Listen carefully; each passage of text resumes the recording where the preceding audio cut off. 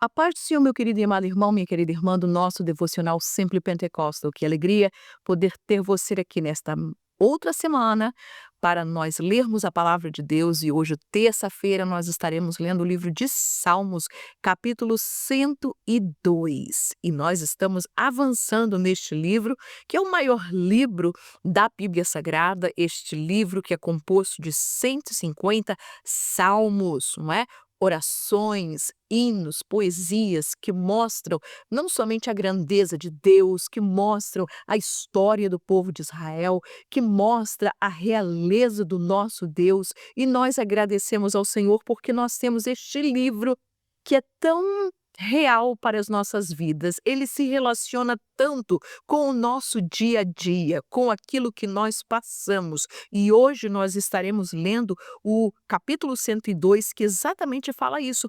Fala sobre a grande aflição que o salmista está passando e ele recorre a Deus para isso, para que possa restabelecer, para que possa o ajudar da maneira ou dentro do problema que ele está passando. Por isso, o livro de Salmos ele é tão corrente para as nossas vidas. Ele fala tanto a cada um de nós, porque o salmista ele fala exatamente o que vai no seu coração, pede, roga ao Senhor e ele é um salmo também, de número 102, uma bênção para as nossas vidas. Portanto, nós vamos ver que dentro desse livro de Salmos, né, dentro desses 150 salmos, nós temos o Salmo 119, que é o maior de todos, e quando nós chegarmos lá, certamente nós vamos ter que dividi-lo em vários pedacinhos para nós meditarmos na palavra de Deus. E é claro, o Salmo 117, que é o mais curtinho, mas todos eles louvam e engrandecem o nome do Senhor. Amém? Portanto, vamos ler o capítulo 102 no dia de hoje, que diz assim a palavra do nosso Deus. Senhor, ouve a minha oração e chegue a ti o meu clamor. Não escondas de mim o teu rosto no dia da minha angústia. Inclina para mim os teus ouvidos no dia em que eu clamar. Ouve-me depressa. E ele continua. Porque os meus dias se consomem como fumaça, e os meus ossos ardem como lenha. O meu coração está ferido e seco como a erva, pelo que até me esqueço de comer o meu pão. Já os meus ossos se pegam à minha pele, em virtude do meu gemer doloroso. E ele continua dizendo: sou semelhante ao pelicano no deserto, sou como um mocho ou como uma coruja nas solidões. Velo e sou como o pardal solitário no telhado. Os meus inimigos me afrontam todo o dia, os que contra mim se enfurecem me amaldiçoam.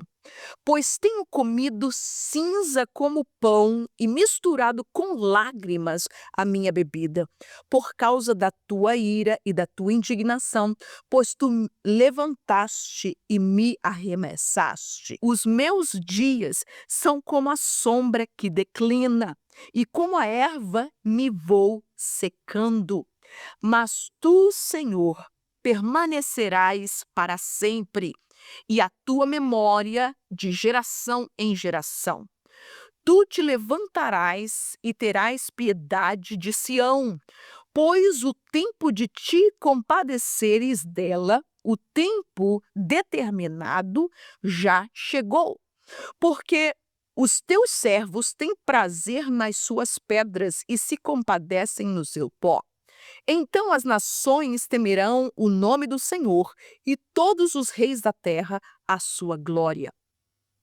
Quando o Senhor edificar a Sião e na sua glória se manifestar, e atender à oração do desamparado e não desprezar a sua oração. Isso se escreverá para a geração futura, e o povo que se criar ou que nascer louvará ao Senhor. Porquanto olhará desde o alto do seu santuário, desde os céus, o Senhor observou a terra para ouvir o gemido dos presos, para soltar os sentenciados à morte, a fim de que seja anunciado o nome do Senhor em Sião e o seu louvor em Jerusalém. Quando os povos todos se congregarem e os reinos para servirem ao Senhor. Abateu a minha força no caminho, abreviou os meus dias. Dizia eu: Deus meu, não me leves no meio dos meus dias. Tu, cujos anos alcança todas as gerações. Desde a antiguidade fundaste a terra e os céus são obra das tuas mãos. Eles perecerão, mas tu permanecerás, todos eles, como uma veste, envelhecerão, como roupa os mudarás e ficarão mudados. Mas tu és o mesmo, e os teus anos nunca terão fim. Os filhos dos teus servos continuarão e a sua descendência ficará firmada perante ti. Aleluia. Meus queridos, salmo glorioso, um pouco extenso, é verdade. Entretanto, quando nós olhamos para este salmista, para este que compôs a este hino, a esta palavra, a este poema, a esta oração diante de Deus, nós vamos ver exatamente a angústia que este homem está passando diante do seu Deus e pedindo e clamando por um socorro, clamando por uma resposta de Deus. E quando nós vamos ver este salmo, nós vamos ver, e chamou-me a atenção os versículos 29, o versículo 20, quando ele disse que Deus ele está no seu santuário, ou seja, está nos céus. O Senhor de lá, ele observa a terra. E isto é muito maravilhoso. É claro que, como salvos em Cristo Jesus, nós temos essa certeza que Deus não está simplesmente no acaso, no etéreo, está longe, que ele não se importa ou que ele não está olhando, não. Uma das coisas que a salvação de Deus traz à nossa vida é esta segurança, é esta graça de saber e reconhecer que o nosso Deus, ele é presente, ele é Emanuel, ele vê, ele ouve, ele está presente, ele está atendendo a cada clamor, ele está ouvindo a cada oração, ele está diante de cada um de nós. A presença do Senhor, o Espírito Santo de Deus, ele testifica com o nosso espírito que nós somos filhos de Deus e ele ouve as nossas orações. Aleluia. Deus, ele é Deus. Deus, ele é Espírito, Deus, ele está assentado no seu trono. Deus, ele tem uma casa, Deus, ele tem um lugar, Deus, ele tem um trono, aleluia. E o seu trono, o seu santuário está nos céus. Aquele que João, ele viu quando esteve lá, aquele que Paulo, ele disse, olha, eu vi coisas inefáveis que ao homem não é suposto nós dizermos. Ele vive e Deus está no seu santuário, no céu, de onde Jesus ele veio e aonde Jesus ele nos prometeu, dizendo que iria para o seu Pai para poder preparar uma morada para cada um de nós, aleluia, para habitarmos no céu juntamente com ele.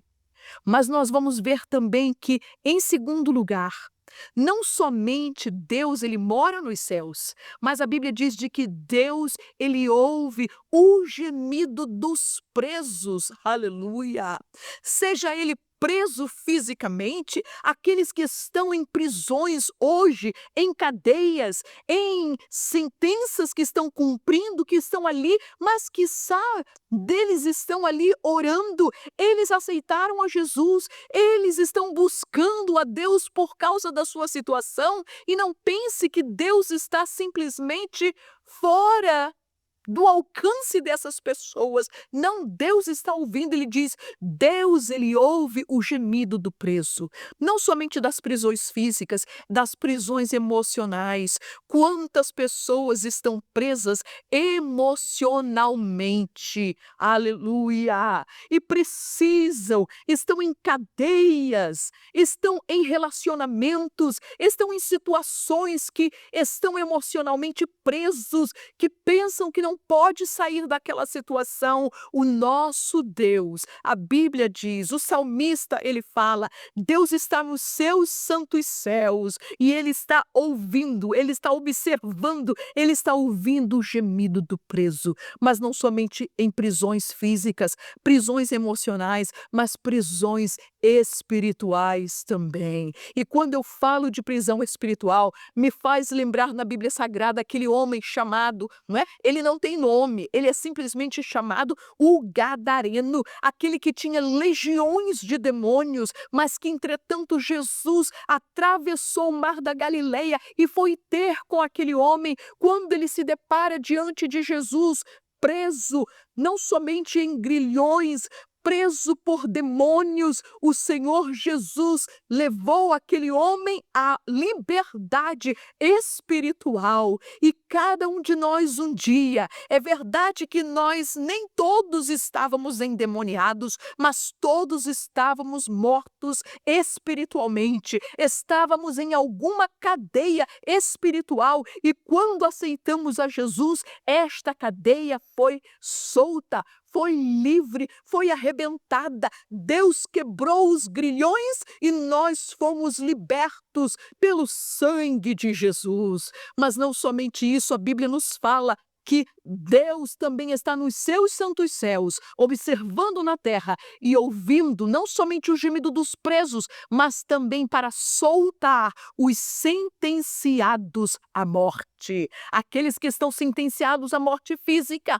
Nós vamos lembrar tantos na Bíblia Sagrada que estavam destinados a morrer naquele momento quando Jesus agiu com providência e trouxe vida. Vamos lembrar de Lázaro, vamos lembrar do filho daquela viúva de Naim, nós vamos lembrar também de Eutico que caiu, não é? Daquele andar quando dormiu e caiu ali e Paulo orou por ele e ele foi ressuscitado. Vamos lembrar de Dorcas que Pedro orou por ela e ela foi ressuscitada e tantos outros, aleluia, que talvez você tenha ouvido a história, que você tenha ouvido o testemunho que Deus trouxe vida, que Deus soltou da sentença da morte. Mas nós entendemos que estes homens receberam o milagre de Deus, mas depois morreram. Mas nós vamos entender que Jesus, que o nosso Deus, não somente ele solta os sentenciados à morte física, mas também à morte espiritual.